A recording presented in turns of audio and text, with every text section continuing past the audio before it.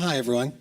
Thank you, Audra and Anna Maria, and thank you, of course, to President Wallace for the incredible inspiration behind all of these events. I have to say, I was saying to Peter earlier, like this is a thrill of mine to actually finally get to be at SCAD.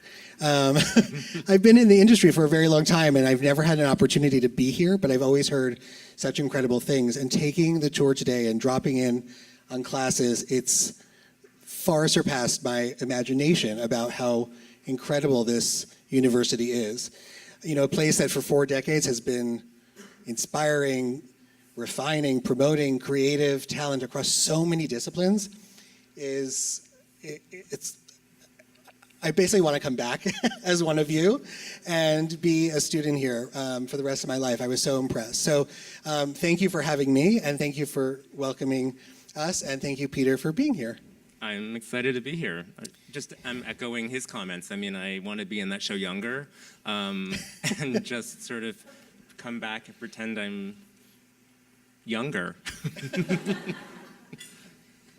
So when I heard that Peter was going to be our keynote guest, I thought, wow, that's the best, most quintessential person to speak about the current state of fashion. Peter is known for being Peter Som, but is also one of these designers that has really embraced what is being termed the gig economy, really embraced pursuing every avenue to make sure that his design could influence and impact different industries, whether it's collaborations or being a creative director or having your own line. Peter, I want to talk to you about that, because I can't imagine that was the plan when you started out after having graduated. What was the dream? Well, the dream was, and it started when I was in 5th grade. I literally, in 5th grade, I was like, I'm going to be a fashion designer. And my singular goal was to start a clothing line by the time I was 30. Now, being past on the other side of 30, I realized that 30 when I was 10 felt like I was an adult. Now I'm realizing you're always learning, you're always growing. So when I started off, there was really one path to success for a fashion designer. It was very specific steps everyone took. You put together a line, you called Women's Wear Daily, Vogue, you hopefully got a review, you hopefully got a little mention in Vogue, you called editors, and you called stores, Bergdorf, Neiman Sachs, and begged them to come. This was the step. There was no other way to go. And now, I mean, sort of fast forward to now, we're seeing how the world has changed and how there is many ways to go. But so when I started, that's really what it was. It was a very traditional route, probably the same sort of way that designers have done it for the last 50 years before me. So I think it's an interesting time now, because obviously we see the social media, technology, we're seeing how customers shop is different, how people are living their lives is different. And it's really become a matter of adapting and learning about how to move forward in this industry. So having had your own line, you talk about there being this one path. And now, of course, there's so many different paths to be a designer, to be a creative, to have influence. When you were starting out, though, and you took that path, you took it and you ran with it. You were incredibly successful. A lot of people take that path and only get so far. And you, in a very short order, achieved having your own line and having your name in the label of clothing, sold at stores around the globe. Was it all it was cracked up to be? What was the? Oh my God! What was the most exciting realization of that dream? And what do you enjoy now, having the opportunity to collaborate in so many different ways? Well, I think so. I started when I was actually 29, not 30, but I was, and so I kind of jumped the gun. But I had it in my head for so long that this is what I was going to do. And I had graduated. I went to Connecticut College. I got a art history degree. Then I went to Parsons and did got a fashion, what's a BFA, and worked in the industry a few years. And the last job I was at, it was this big company, and they were going through a lot of like mass firings of people. Like this was this sportswear industry, this sort of area of career sportswear called the bridge sort of category. And this whole category was sort of just tanking. Women weren't shopping the same way. So I was at this company, Emmanuel, and yeah, I was like, oh my God, everyone's getting fired. Like I can't. I don't know what I'm gonna do. And so I basically started my own line as I was working full time. In the morning, during lunch, after work, I would go see powder makers. I would go, to the sample room. I would go to see fabric vendors, and it got to the point where I had a clothing line put together. And So your clothing line was your side hustle? it was my side hustle. It was, and I feel like in this industry, I was the only person that ever took a full hour of lunch. Like normally, you're in front of yours, like eating, and like it takes 15 minutes. So it was my side hustle, and I was so determined to make this work. Here's the thing: like I had kind of no clue. Like I knew a lot about the product side, and like okay, I know how to do clothes. I know factories and this and that. But like, I didn't have a 5-year plan. I didn't really understand kind of the financing side, or how much money it would take, or there was no strategy necessarily. And that's partly out of naivete, but it was also partly because at that time, there was really, these are the steps you take to get a fashion brand together. But I think the first sort of big moment for me was when Bergdorf picked up my line. And I thought like, holy cow, this is sort of the crown jewel of retailers. It was only brick and mortar back then. There was no shopping online. And so for me, that was a really big point. And then I think the other big point was when I got my first Vogue editorial. It was a double-page spread that Grace Coddington put together, and it was one of my evening gowns, and photographed by Tim Walker. And I was like, holy crap, like that. I'm gonna get a tattoo of that. so those were pivotal moments. So you had the dream realized, and you said there was no 5-year plan. If we look out 5, 7, 10 years, you've had this incredible opportunity to work with so many different houses and so many different retailers, and I think you had incredible foresight to know that collaborations with a Kohl's or an Anthropology, or working with Tommy Hilfiger and being a creative director in certain places, or consultant, and that is where the work is, and that's where the opportunity is, and a lot of the growth is. You've had such success at so many places. I'm wondering, what is your filter? What's your decision process when someone says, we'd love for you to come in to our company, to our brand, and fix something, enhance something, do something different? What is the challenge that turns you on? Because there's a lot of ways you can consult.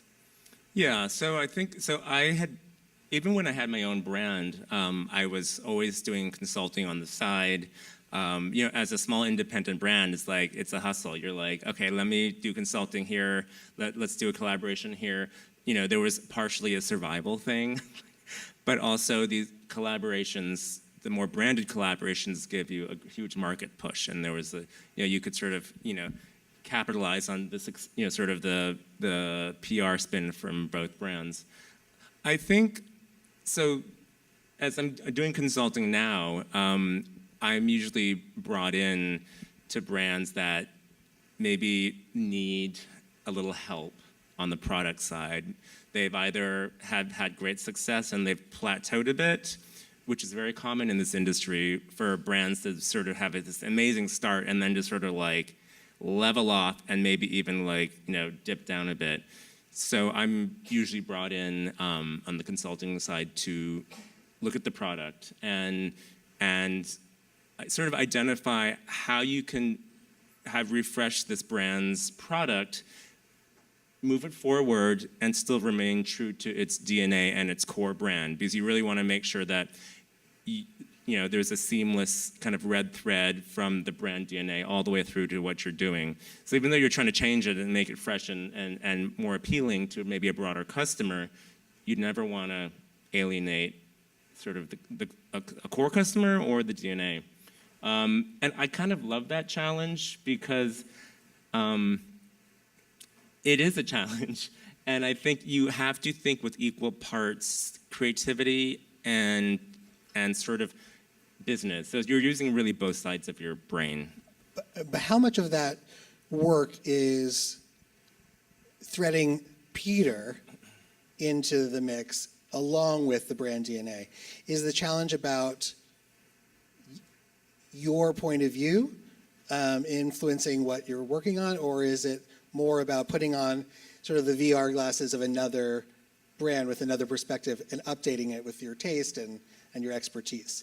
I think it's really, for consulting, it's really not about me. It's really about the brand and bringing my expertise and what I know to that brand. And I mean, if they've hired me, they know that I love color, I love print. I think there was things flashing around back here. So I love color, I love print. I have a classic sensibility, and that can translate to, I guess, ultimately dollars, because that's the end goal for most companies. Otherwise, it'd be a very expensive hobby for all of us. So that's really how I approach it. And then you think, what's the problem that needs to be solved there? You have worked on projects where it has been about you, and you have been really prolific in terms of expanding your horizon, whether it's designing linens or wedding gowns or rugs. You have your own furniture line right now. How do you approach these projects as a classically trained fashion designer? Are you coming in as a fashion designer excited about the novelty, or are you being asked to come in and learn more about that industry and then have your take on it? How do you go about assessing those opportunities and succeeding in them? Well, I think with any of these different opportunities that are outside of the fashion realm, at the end of the day, I've realized good design is good design. Creativity is creativity. Whether you're designing a dress, whether you're designing a rug, creativity doesn't have to be limited to just one thing. And I think that's really a product of always being curious, always learning, knowing that design, whether it's fashion, whether it's interiors, whatever it is, it's all kind of about how you live your life. It's about what surrounds you. It's sort of what makes clothes fashion. Clothes are just things on your back. What makes it fashion? It's like you're selling a dream. You're selling something a bit more than just something simple and basic.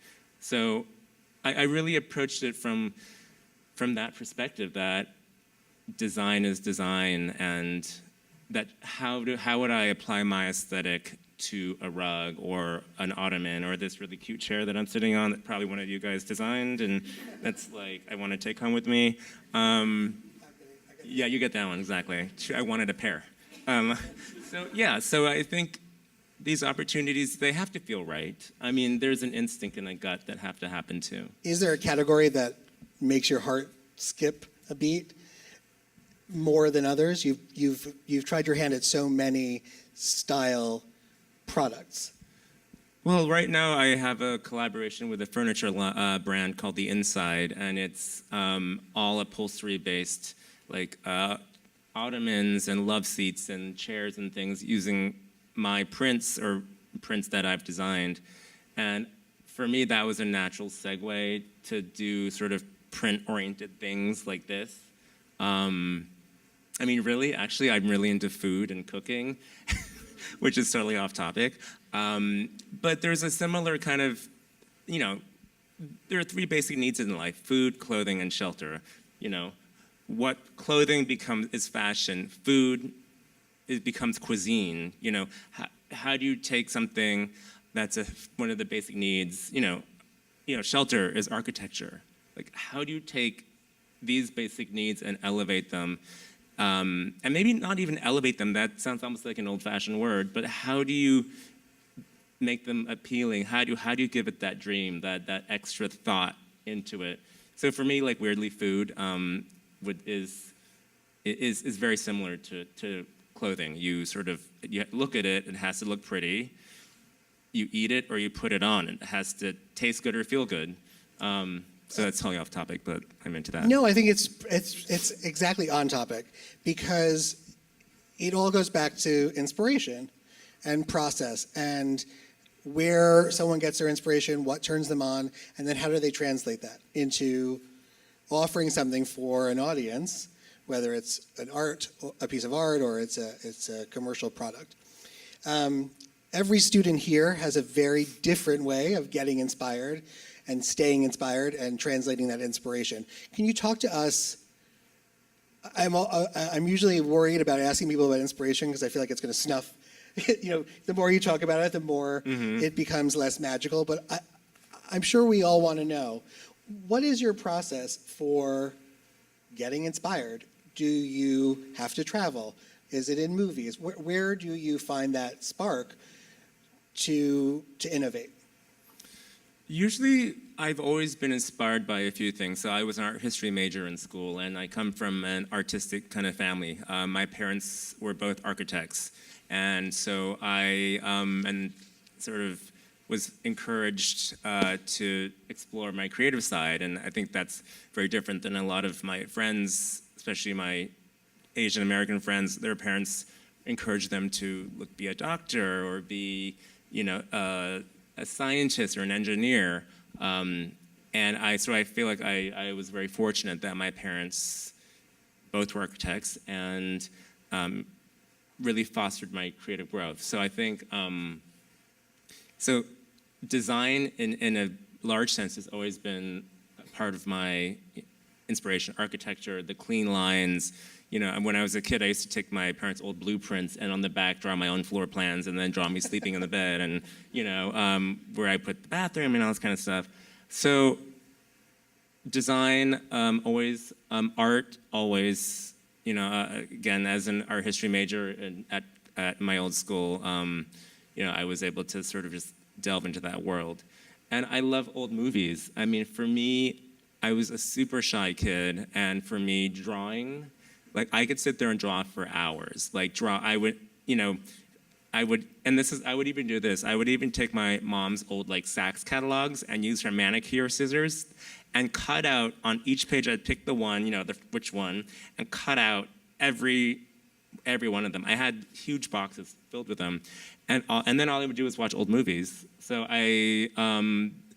there's that sense of, these old MGM movies, this sense of fantasy, this sense of taking you away to a different place, this sense of dreaming. And I think I was able to sort of construct my own kind of world of beauty. Are you struck by inspiration, or are you in search of it? Does it pile up, or do you say, okay, now I have this project, I gotta get a focus around inspiration? It's kind of both. It's when I had my own collection, and there was 4 seasons, and this is even just one line. I mean, we're talking other designers that have diffusion lines, and then they have all these other things. So when I had my 4 collections, there was a schedule. I mean, it's you kind of have to stick to it because it's a domino effect. If you don't get sketches in on time and get them to the pattern maker. So there are times when inspiration has to be forced or coerced or coaxed. And then there are other times where inspiration is already there, and it's whether it's a gallery show I saw or a movie that I just saw. So it's both. I think creativity is such sort of a fluid thing that it can come to you, or or you can receive it. It's sort of, that's the amazing thing about creativity. So you talk about having had your own line and the way in which it worked in a season that had a calendar that had 4 seasons, which almost seems Old school, quaint, right? and manageable. And as you all know, it's changed so radically, and it being every element, whether it's the pace or the distribution or the financials, the patience with which people have, and the breadth and depth of the people experiencing fashion. I'm curious, though, you came up in a time of American fashion that was really a handful of names. Calvin and Donna and Ralph, and Calvin's not doing a collection anymore as a house. Donna Karan doesn't exist as a house anymore. Ralph just celebrated 50 years. Ralph is very much Ralph. And so the terrain is kind of wide open. And I'm wondering, what does American fashion embody, define, mean, if it means any one thing at all today? Well, it's true. I mean, I think you look at sort of these sort of these sort of Donnas, the Calvins, the Ralphs of the world, and you realize, I think we see that, and the scale of at their heyday, how big they were, and the only one to come up next is Michael Kors. I mean, just a generation right there. But we're seeing now that the way things are done, the way business is done, has totally changed. It's really, the path to success is not one way. The path to success really now can be so many different ways. And I think, after 08, 09, the last, 5, 6, 7 years, there was a lot of sort of fear and everybody, okay, let's just face it, the people in the industry were scared shitless. I mean, stores were closing down, technology was on the rise, everything was shifting. It was a perfect storm, really, of change, which had to happen because the industry was the same way for the last 100 years. Even how you went to a department store, the department store experience hadn't changed in 100 years. There was always a mannequin in a window with a dress on, and you would say, oh, that's nice, and then you walk in and maybe buy it and maybe not. That never changed for 100 years. So this change was a long time coming, and now we're seeing the rise of kind of new companies and new ways to do business, and obviously Instagram and social media and technology really bridging the gap between the consumer and the brand. Having worked in fashion editorial during that sort of crisis moment, right? What is the value of fashion, capital F, and how do you ignite retail at a time when people weren't spending? There was a lot of talk about recessionistas and catering to a whole new world. It does feel, thankfully, that we're through that looking glass, that the excitement has come back, the avenues are broader, and more multitude. And you find the fashion industry plugging into exciting big movements that are happening in our culture at large. You mentioned Instagram. I want to talk, we'll get to that, but I want to talk about 2 opportunities that fashion and design and the arts has in solving or being a leader. One of them is this question of representation and diversity and the breadth of who you see and what you're seeing and who something is catered to. I remember when you were just coming up, it was novel that there were all these Asian American men, almost as if you had arrived, together. We did. We all called the same. It's amazing. And you were spoken about as this group, as if, there was a monolithic moment of diversity, which of course, doesn't speak to the varied heritages and inspirations and work that you all were doing. But it was an exciting moment, and you feel now that it's moving into more of an organic conversation. There's more accountability around this, and there's an opportunity both behind the scenes and in front of the camera and in stores for this opportunity. What do you make of fashion's embrace of this most recently, and where do you think people are doing it right? Well, I mean, the first thing I have to say is finally, I think, the parameters of fashion for a long time have been very a narrow parameter of it was white, it was thin, it was, that was really it, basically, right? And now it's really actually kind of beautiful to see this broadening of what beauty is, what fashion is, what style is, and what individuality is.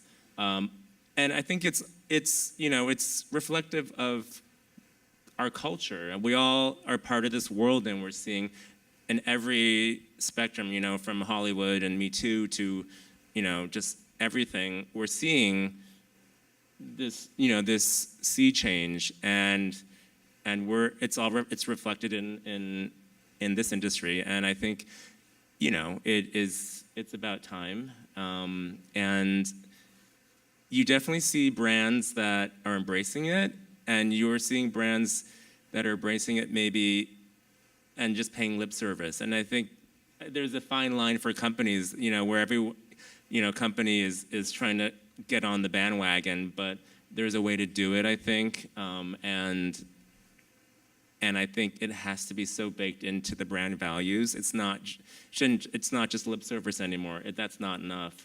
I think the customer is so smart, and they can sense what's authentic and what's not. And there's so many choices out there, so many brands, so many places to buy.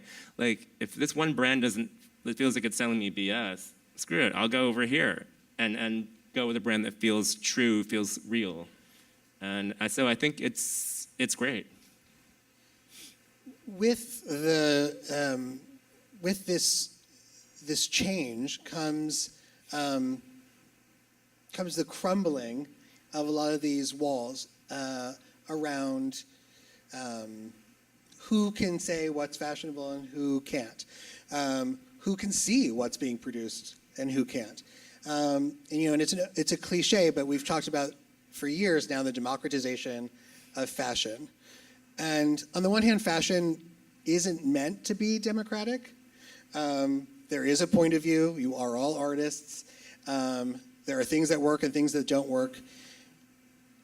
And you have found that social media has really been a fuel for this. It's allowed anyone and everyone to, if they want to say that they're a style arbiter or even a designer. And I think on the one hand, that's wonderful. And we've seen incredible and beautiful things come from that. On the other hand, at the very least, it's confusing. People are classically trained. People have a vision.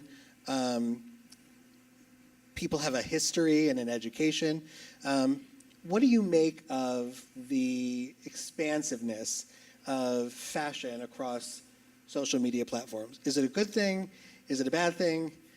It's here to stay. So what do you do with it? It's here to stay, and I think it's hard to say because every step we're taking with social media, and it is a new step. It's an uncharted kind of step. We're seeing influencers who then have clothing lines, and again, I think I just go back to I think the consumer is very smart and educated, and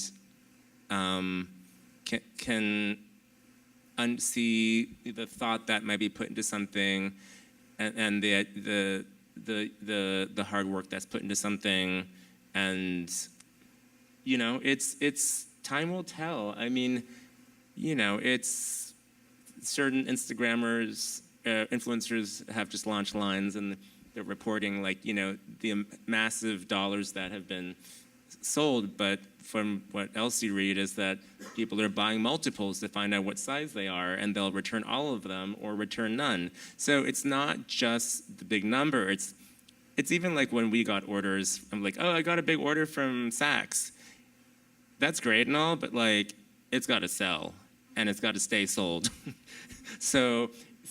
There's many pieces to the puzzle and many parts to the story, and I think ultimately, what they say, the cream rises to the top, and hopefully, people will always go back to authenticity and to quality and to what's real.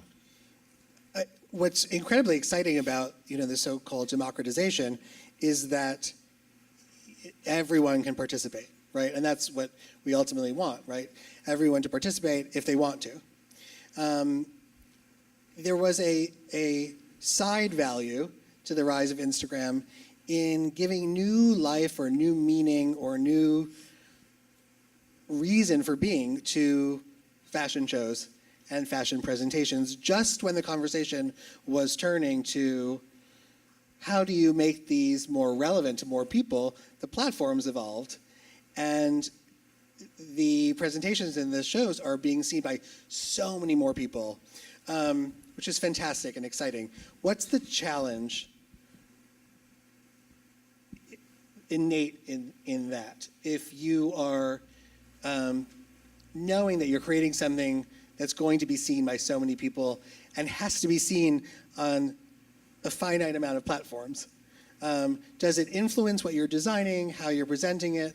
How does that work? Yeah, I mean, I think, back in the day, oh my God, I sound ancient. Back in the day, it was, who was there? It was buyers and editors and a few socialites or whoever. That was it. You look at old Prada shows, if you go on YouTube and look at like Prada show 1992, it is literally in a room the size of this stage, like 2 rows, Linda walking down in a sweater, a plain sweater and a pencil skirt. I mean, it was like, it was low key. And now we see how shows have now become destinations, obviously the Chanel sets, there's, the value of that Instagram shot, that moment in time is hugely impactful. That being said, obviously being there in person is even more impactful, and seeing the clothes and how they're really, as I'm sure as you were at all these shows, it's still an important marketing tool. I think, whether it's a show or a static presentation or even a lookbook, but really if you think about sort of the live sensibility, that's, as a designer, that's the one time I get that season to show it exactly how I want to show it. That is the one time. Because once it goes into market, you've given birth to your baby. I mean, I've never had a baby, but it's the closest I'll get. And it's not yours anymore. You've given it to the world, and it's being picked apart by buyers. They say, they'll be like, can we take this without a sleeve? Or maybe, can we make this longer? Do you have this in black? Do you have this in green? Whatever it is. So those moments are really, especially for a designer, the moment where you can really present your vision. I think, we know that another great hallmark of social media and this openness is accountability, right? Not just, well, if the consumer is going to buy it, then it's successful. If they don't buy it, it's not successful. But also the accountability around the process. And, it's become this buzzword, but I think there's so many facets to the consumer's demand for more sustainable design, commerce, resale. And I think, it's a challenge for most artists to band together and to come up with ways in which to engage with this challenge. What do you think is working, and what is fashion's role, given where fashion sits on the other end of the fulcrum in terms of environmental? Landfill. Yeah. Basically. I think, fashion, there's a statistic, I think it's the 3rd largest polluter in the world, the industry, between dyes and making fabric. I know this is like a total downer, but it's I'm sure you guys know all about this too. So it's really our responsibility to figure out as a brand, like if in a brand, how you can figure this into your creative cycle, your manufacturing, your every step of the way, or some of the steps. You don't have to bite off the whole thing at once, but it's important. It's an important conversation, and I think as brands now, you have to have that responsibility. I mean, you look at sort of brands like Eileen Fisher, who she has been sort of sustainable or responsible for decades. She's like an OG in this category. I think so many more designers should, and there are fabrics out there that mills are making that are recycled, or certain percent is recycled or whatever it is. So it's not hard to do it. It's just you got to do it. It's such an exciting time because these added elements, whether it's diversity or sustainability or the digital representation and dissemination of your work, becomes an additional pillar for you to show your creativity and ingenuity, right? So many of us started when it was just this way, and now with the tools at our disposal and the challenges that need to be solved, they become hallmarks of a brand outside of the item that's being created. So you get this opportunity to create something brand new in so many ways, which I think would be a real boon for design houses. Yeah, I mean, I think it's so important. I think we go back to sort of the truth that there are so many choices out there in terms of brands and clothing, and on one hand, it's sort of like, how do you what's your point of difference? How do you sort of rise above and do something that's different and better, and it's not just clothes. I mean, it has to be more than just the clothes. There has to be something else behind it. There has to be thought. And I think, like just with you guys and seeing, sort of talking to Anna Maria about what her thoughts. I won't give it away, but her thoughts for her senior project, and the thought that's involved matters. It's not just designing a pretty dress. It matters the thought behind it, the intention behind it. Because otherwise, at the end of the day, you can just get a pretty dress anywhere. People want more than that, I think. So we've touched. Thank you for that, Peter. Thank you so much for your insight. Thank you to everybody here and your great question.